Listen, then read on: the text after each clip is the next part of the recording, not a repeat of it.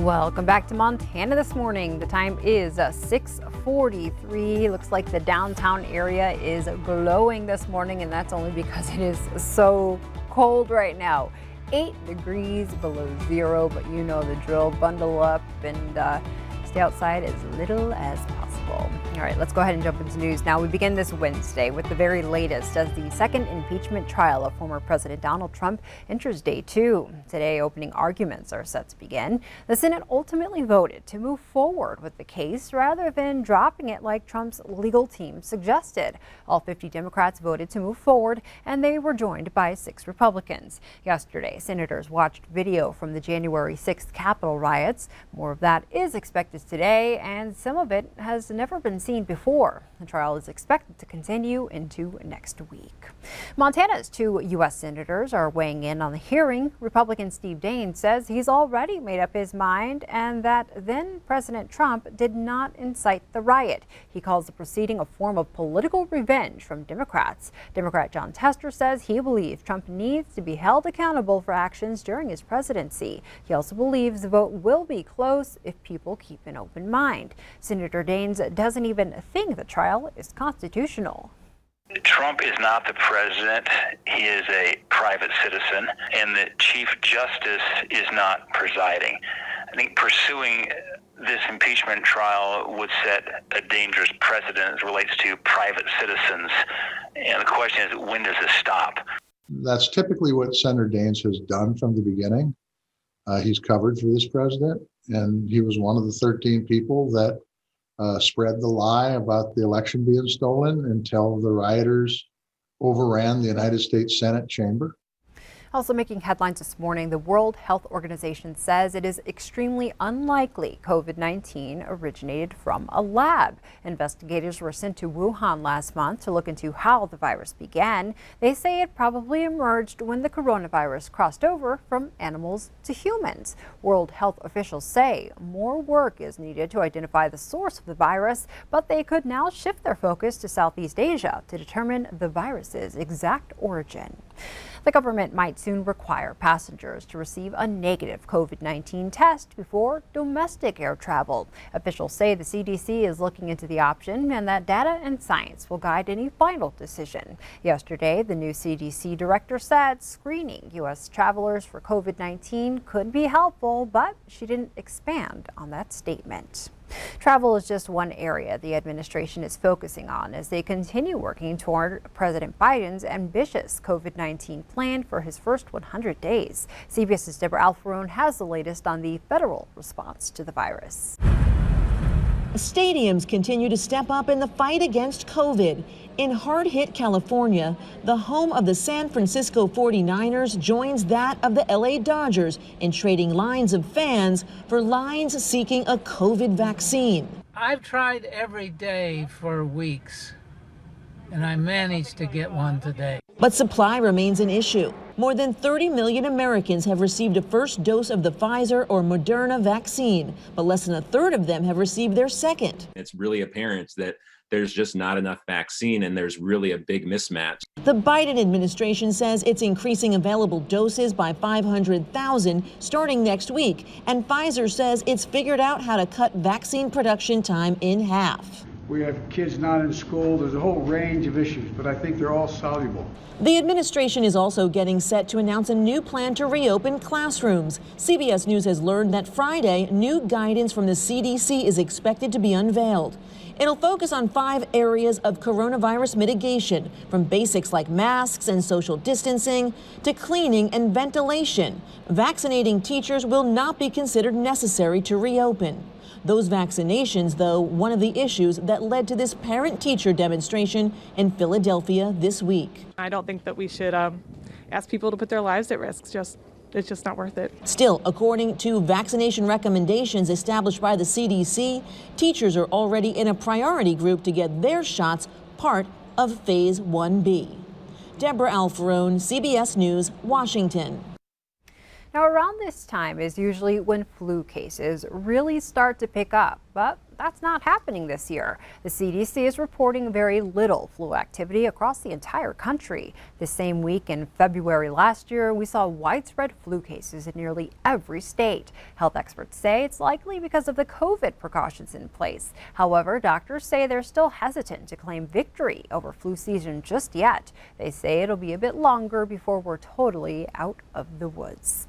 State and federal officials across the country continue to fight against President Biden's decision to block construction of the Keystone XL pipeline. Montana Attorney General Austin Knudsen wrote a letter to the president pointing out the negative economic consequences for our state. He wrote, "Killing Keystone XL will likely cost the state approximately $58 million in annual tax revenue." Knudsen joins 13 other state attorneys general making similar requests. Just yesterday, the Democrat Senate Energy Chairman asked the president to reconsider as well. In court news, the Livingston man who was arrested after an armed standoff last week was cleared to appear in court yesterday. 49-year-old Michael Marfuda is charged with attempted homicide, criminal endangerment, and deliberate homicide. His initial court appearance was delayed slightly while he recovered in the hospital from injuries sustained during the standoff at the Vista View Trailer Court. Marfuda's bond was set at $500,000, and he's still being held this morning. The Montana legislature is taking on the missing murdered Indigenous persons crisis. 3 bills tackling the issue have made their way to their respective committees for consideration. House Bill 98 would extend current missing person education grants for tribal communities. HB 35 and 36 propose increasing funds for the Montana Missing Indigenous Persons Task Force, as well as extending their term limits. Montana tribal leaders say these bills desperately need to pass. People need to be trained. They need to know about being trauma informed. And, there's just so many things, and we don't have that training. So that's where this other piece could come in. Recent data shows Native Americans are 4 times more likely to go missing in the state of Montana than any other ethnic group. In other news, America's construction industry has 2 problems: supply and demand. There aren't enough workers or applicants, so the Montana Contractors Association is trying to solve both problems with one solution. Q2's Casey Conlon shows us how the industry looks to rebound. Step, grab, and then get yourself into the seat. Imagine that I wanted to come work for you. I didn't know anything about the machine. And if you're the owner, you're like, I've got to teach you how to safely be around the job site, how to get around the machine. These folks are going to have a leg up, if you will. The idea behind Build Montana's new pilot program with School District 2 is twofold. First, it'll help fill a quickly growing need. Our biggest issue, if you talk to a contractor, you talk to equipment dealers across the state, it's we don't have enough people to do the work. We don't have enough talented employees to complete the work we're trying to do every day.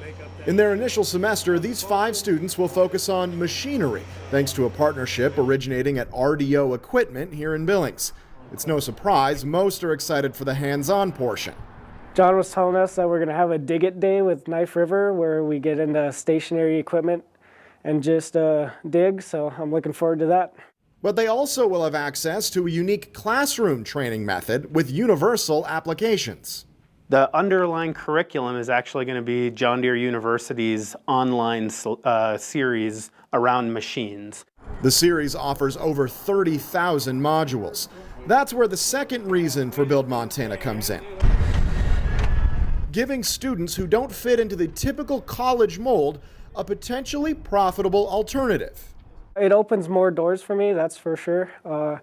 Right now the goal is to college, but if I can get a job before then and just to help pay with college, that would be great. Give them a career lattice. Give them the skills and the opportunities for them to explore, and then know that they can have vibrant careers in construction industry. About half of the kids that graduate high school in Montana don't go on to a 2-year or 4-year degree.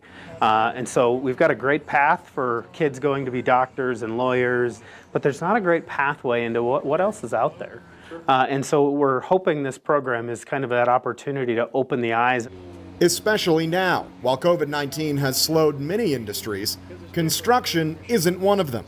We're in a pandemic and jobs are really challenging, but we're still moving forward because the need is still there and is still great in the industry. So as people are looking for, what career do I, can I find that helps me get through some of these hard times, the construction industry has had to keep going and really keep working. Pull the other one down. And it needs the next generation to come with it.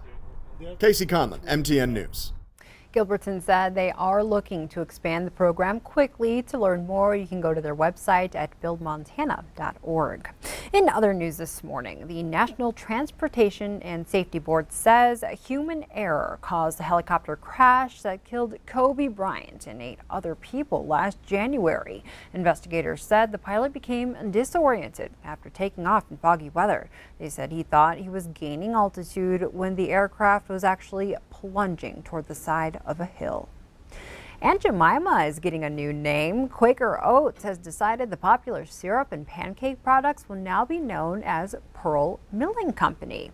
Last June, Quaker said it would retire the Aunt Jemima brand after some said it profited on a racial stereotype. Quaker Oats bought the brand in 1925 and has made minor changes since then in an effort to remove negative stereotypes. But after Black Lives Matter protests last year, the company decided to change the name altogether. The new branding will start this summer.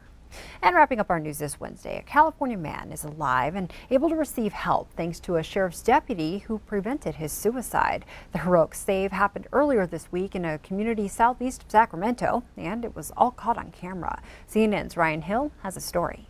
I was just hoping that we weren't too late, to tell you the truth. Tuolumne County Sheriff's Deputy Andrew Long reflecting on the split-second move that saved a man's life, a man threatening to jump off a bridge near Angels Camp early Monday morning. We always want to get there before something happens. But getting there was half the battle this time. The first call was vague, not specifying which bridge. So deputies searched nearly their entire shift, 10 hours, finally landing on the Parrots Ferry Bridge. Getting there in time to try to talk the man out of jumping. It would have been a 150-foot fall, but the man jumped. When he jumped, he was probably 40 to 50 feet away from me. So I had to sprint, and I was just lucky enough that I dove down and quick enough, and I was able to grab his forearm. The deputy's strength and speed propelling this death-defying rescue. The quest to hold on to the guy made tougher by a thin gap in the railing of the bridge and an existing injury. I actually had a broken thumb that day, so which didn't help me try to grip onto his arm. Straining to hold this man's arm, broken thumb and all,